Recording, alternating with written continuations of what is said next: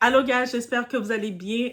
On est encore dans l'énergie du football, de la Coupe du Monde et actuellement, on va avoir un peu d'empathie. On va regarder un peu qu'est-ce qui se passe avec l'équipe de l'Iran, avec toutes les restrictions qu'ils ont, les changements, les déplacements qu'ils ont. Et on dit le jeu, le football, surtout mondial, la base c'est de rassembler les peuples, rassembler les cultures, de créer. C'est un concept de rassemblement, mais quand on regarde qu'est-ce qui vit, on peut pas se fermer les yeux et ne pas être conscient de ce qui les arrive actuellement. On nous a promis la plus grande coupe du monde de l'histoire. On nous avait promis une compétition moderne. On nous avait promis une fête de football, du football. Mais plus les jours passent, plus ce tournoi ressemble à une démonstration de ce qu'il ne faut pas faire. Aujourd'hui, ce sont les joueurs iraniens qui montent au créneau. Et ce qu'ils racontent est inquiétant. On a Mehdi Taremi et plusieurs membres de la sélection iranienne dénoncent des voyages interminables, des procédures d'immigration épuisantes et des contrôles qui durent parfois plusieurs heures. Pour eux, ce n'est plus seulement du football, c'est devenu une épreuve d'endurance. Et la question mérite d'être posée. Comment peut-on parler d'équité sportive lorsque certaines équipes arrivent déjà épuisées avant même de jouer? Et c'est de ça qu'on va parler. On est chez la Dwight. It's about everything. Je suis pas journaliste, donc je viens pas à titre de journaliste. Je viens à titre que je vois une actualité, je vois un sujet qui a capté mon attention et je décide de mettre le sujet dans la lumière aussi simple que ça.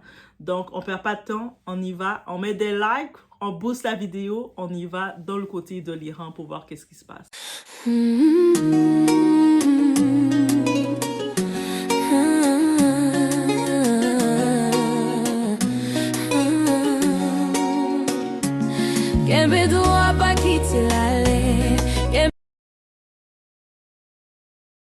On va pas se mentir, là, pendant que tout le monde supporte son équipe, tout le monde supporte son drapeau, sa patrie, on va pas se mentir, c'est une compétition qui n'est pas équitable. Les Iraniens sont clairs. Ils estiment que les déplacements, les formalités administratives et les contraintes imposées à leur délégation nuisent directement à leur préparation. Pendant que certaines équipes peuvent se concentrer uniquement sur le terrain, d'autres doivent gérer des procédures qui leur font perdre un temps précieux. Temps de récupération, temps d'entraînement, temps de préparation tactique. À ce niveau-là, chaque heure compte, chaque détail compte. Et lorsqu'une sélection affirme que certaines procédures durent jusqu'à 5 heures, on ne peut pas simplement balayer cela du revers de la main. La FIFA et les deux poids, deux mesures. Ce qui dérange encore plus, c'est le contraste. Quand il s'agit d'imposer des règles à certaines petites fédérations, la FIFA agit rapidement. On l'a vu avec Haïti et les discussions autour des illustrations présentes sur le maillot, sur les maillots. Là, il fallait intervenir. Ils l'ont fait, ils n'ont pas perdu de temps. Non, la FIFA, c'est trop politique, on retire ça tout de suite, clac, clac, clac, vous devez retirer ça à même pas 24 heures du début de la compétition. Ok. Mais lorsqu'on entend des sélections se plaindre de problèmes logistiques, de conditions de voyage compliquées ou de traitements différents selon les pays, la réaction paraît beaucoup plus timide. Et c'est là que naît le sentiment d'injustice. Parce que les règles devraient être les mêmes pour tout le monde. En tant que tel, c'est dans un pays démocratique, dans une affaire de justice, ça devrait être ça. Ils participent au même titre que tout le monde. Ils méritent leur place. S'ils sont là, ils font partie des pays qualifiés. C'est parce qu'ils méritent leur place. N'est-ce pas? On s'entend tous que tous les pays, il y a 48 pays qui sont là. Les 48 équipes, les pays, c'est qu'ils méritent leur place. Ils ont travaillé, ils ont fait leur qualification, qu'ils méritent leur place. On s'entend sur ça. On parle aussi le cas des supporters iraniens. Autre sujet qui fait polémique. Les témoignages concernant certains drapeaux iraniens retirés ou confisqués dans les stades. Là encore, cela alimente le sentiment que le football est de plus en plus contaminé par des considérations politiques. Les supporters viennent représenter leur pays. Et quand ils viennent, c'est pas gratuitement. Ils dépensent l'argent. Donc, ils apportent l'argent. Ils sont des clients. Ils apportent l'argent à la FIFA, à la fédération de la FIFA. Et puis, ils viennent à titre de supporter leur pays. Mais pourquoi on va les retirer leur drapeau ou les empêcher de manifester pour leur pays? Sachant que ces joueurs-là, Eux autres, ils arrivent, ce sont pas des politiciens, les joueurs. Les joueurs, ils sont concentrés, ils sont toujours dans l'entraînement. Ils sont toujours en train de s'entraîner. Ils sont même pas vraiment affûts de la réalité qui se passe. Donc, eux autres, quand ils viennent jouer et ils vivent de leurs supporters. Quand je dis ils vivent de leurs supporters, c'est autant qu'être sur le terrain, quand tu as des supporters qui chauffent bien ton sang, mais t'es encore plus performant. C'est un fait. Et là, maintenant, on les retire l'accès de leurs supporters, on retire qu'ils peuvent ressentir un peu la présence de leurs supporters. C'est quoi que ça fait? Déjà, ils sont déjà stressés qu'ils doivent passer toute l'administration parce que oui, la règle qui est faite, après chaque match, ils ne peuvent pas rester dans le territoire américain. Donc, ils doivent retourner au Mexique à chaque fois. Mais ça a l'air simple comme ça, ils retournent au Mexique, mais c'est pas un jet privé qu'ils ont. C'est-à-dire, retourner au Mexique, à chaque fois, ils doivent repasser le système administratif. C'est-à-dire repasser la douane à chaque fois, revenir, partir. C'est ça que ça veut dire. C'est-à-dire qu'ils finissent leur match, ils doivent courir, repasser la file, repasser les questions de tout ça. C'est ça que ça veut dire. Donc, au pire, la FIFA sait que les Américains sont très mitigés à les recevoir chez eux. La FIFA aurait dû s'arranger. Il y a 3 pays hôtes. Soit les faire aller jouer directement au Mexique ou soit aller jouer au Canada. Le Canada n'a pas beaucoup de matchs. Pourquoi ils ne les ont pas fait aller jouer au Canada? Pourquoi les imposer de jouer aux États-Unis dans des conditions qui sont pas et qui sont mentalement, ils sont déjà affaiblis quand ils arrivent sur le terrain. Tu as fini de passer, quand on va voyager, on va dire honnêtement, on va voyager.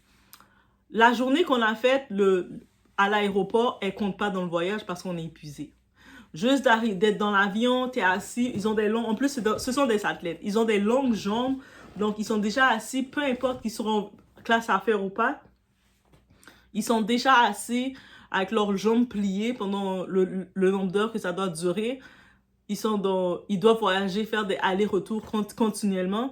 Le temps qu'ils sortent de l'avion, qu'ils rentrent dans l'avion, l'embarcation, débarquer, ils doivent passer par la douane, répondre aux questions, répondre aux formulaires, refaire les va-et-vient comme ça. C'est du temps que actuellement, comme beaucoup les autres athlètes font, ils se concentrent. Il y a des coachs sportifs qu'on profite de les faire, les entraînements, de regarder que leurs muscles sont bien étirés et tout ça. Mais ils n'ont pas ce temps-là. Ils n'ont même pas le temps de passer sur le terrain à se pratiquer, à faire 2-3 tirs juste pour se pratiquer. Ils sont concentrés dans le côté administratif et c'est pas juste rendu là.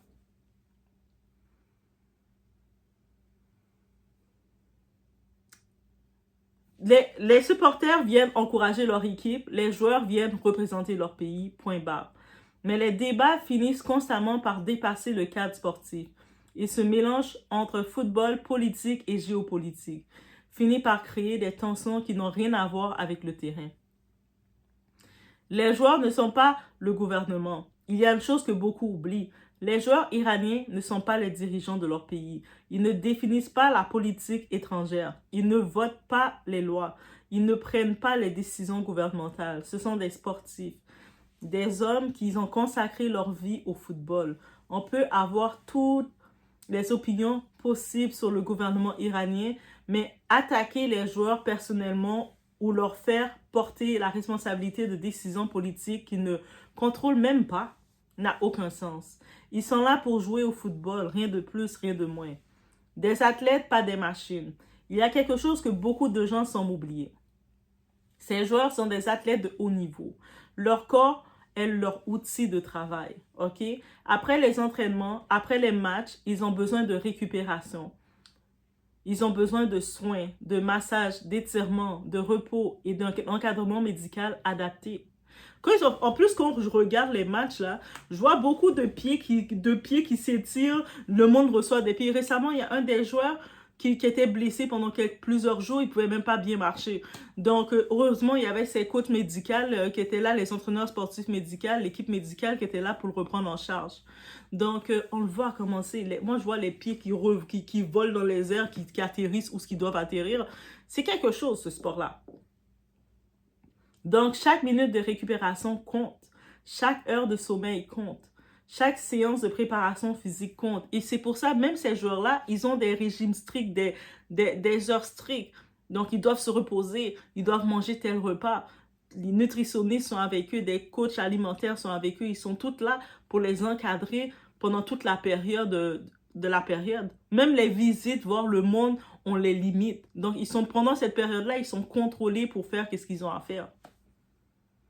Alors, est-ce que vous trouvez normal que des joueurs censés préparer le match le plus important de leur carrière se retrouvent coincés dans des aéroports, dans des files administratives interminables ou sous une pression bureaucratique permanente? Au lieu de récupérer, ils attendent. Au lieu de s'entraîner, ils remplissent des formalités. Au lieu de préparer leur prochain adversaire, ils doivent gérer des procédures qui n'ont rien à voir avec le football. Et après cela, on voudrait nous faire croire que toutes les équipes commencent le match dans les mêmes conditions. Soyons sérieux. L'usure n'est pas seulement physique, elle est aussi mentale. Quand vous imposez à une délégation des heures de stress, d'incertitude et de contrôle permanent, vous affaiblissez forcément son moral avant même qu'elle mette un pied sur le terrain. Une Coupe du Monde doit tester le talent des joueurs, pas leur capacité à survivre à un parcours administratif. Et le silence qui pose question. Soyons honnêtes.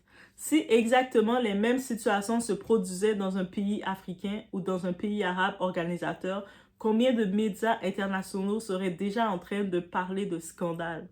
N'est-ce pas? Combien d'émissions seraient déjà consacrées au sujet? Combien de responsables seraient déjà sous pression? C'est une question que beaucoup de supporters se posent aujourd'hui, parce que lorsqu'une compétition est organisée par une grande puissance occidentale, certains sont beaucoup plus indulgents. C'est comme si ils ont le droit un peu de faire ce qu'ils veulent parce que c'est l'Occident. Et c'est pas normal. Les joueurs iraniens ont parfaitement le droit de dénoncer ce qu'ils considèrent comme des conditions injustes. Leur objectif n'est pas de faire de la politique. Leur objectif est de jouer au football dans les meilleures conditions possibles. La FIFA devrait écouter ces critiques au lieu de les minimiser, parce qu'une Coupe du Monde doit être jugée sur son organisation, son équité et le respect accordé à toutes les délégations. Et lorsqu'une équipe explique qu'elle perd des heures dans des procédures administratives alors que ses adversaires récupèrent et s'entraînent, il est normal de poser des questions. Au final, le football devrait être décidé sur la pelouse, pas dans les files d'attente de l'immigration. Et on le voit clairement, on voit la vidéo des joueurs iraniens. Ils sont fatigués. Et puis, ils sont pas fatigués du terrain. Ils sont fatigués de toute la pression qu'ils ont derrière. Parce qu'on dit, c'est bien beau sur écrit de dire, OK, ils vont pas rester sur le sol américain. Quand ils ont fini d'un match, ils retournent prendre l'avion pour aller au Mexique. Mais pourquoi vous les laissez pas directement au Mexique ou au Canada? Il est supposé... Moi, je fais les maths. Dans mes maths, facilement, il y a 3 pays hôtes. Dans l'Amérique du Nord, les 3 pays hôtes, Mexique, États-Unis et Canada. Les États-Unis ont dit, il y en a pas question. On ne les reçoit pas chez nous, on veut pas. Notre sécurité, question de leur politique, géopolitique, on s'en fout, ils ont décidé. Je ne sais pas pour le Canada, c'est quoi leur position face à l'Iran, mais ils dorment au Mexique. Donc, ils sont déjà au Mexique. Donc, qu'est-ce que vous faites, la FIFA, pour accommoder chacune de vos équipes de façon équitable et avec le respect, parce qu'ils sont une équipe qualifiée, vous faites leur match au Mexique. Comme ça, ils ont leur temps de récupération aussi simple que ça. Est-ce que c'est trop demandé de rendre vraiment le tout équitable pour tous?